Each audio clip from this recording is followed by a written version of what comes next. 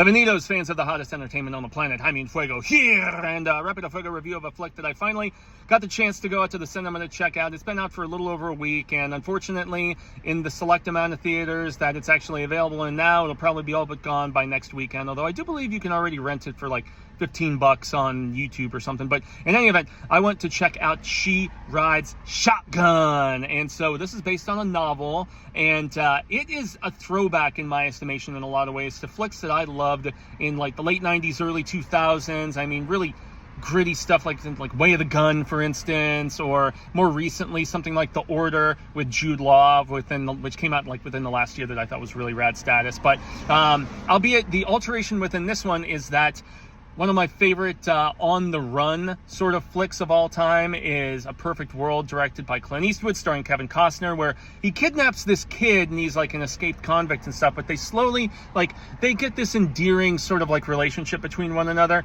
And the difference here is that Taron Egerton, who's terrific in this, by the way, has his daughter in tow, who is played by, I've never seen her in anything before, Anna Sophia Hedger, I believe it is, but you've also got some great, bit players, I guess, and, supporting character actors, Rob Yang, John Carroll Lynch, who plays a sheriff in this. I mean, yeah, you've got some really terrific talent that is kind of supplementing this really endearing, yet, Dad is still doing some ill shizzle. She's very standoffish at first, but they bond, and it's beautiful and very sweet.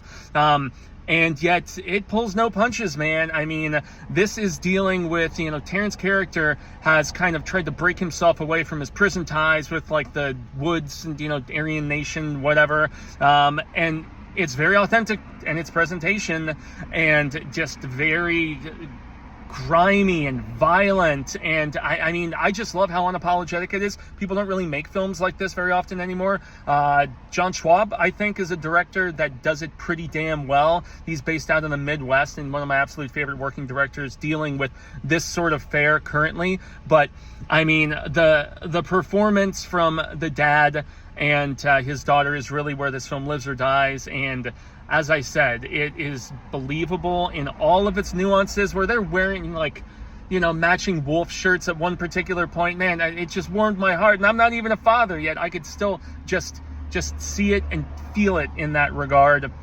So very impressive. And I also, a very moderate sort of side note shout out, it was really great to hear one of my favorite bands, Churches, in like the end credits and stuff at the finale of the film. And I mean, how often do you get to see a big time shootout at a New Mexico meth lab between a bunch of like federal agents and like the foot soldiers of this compound?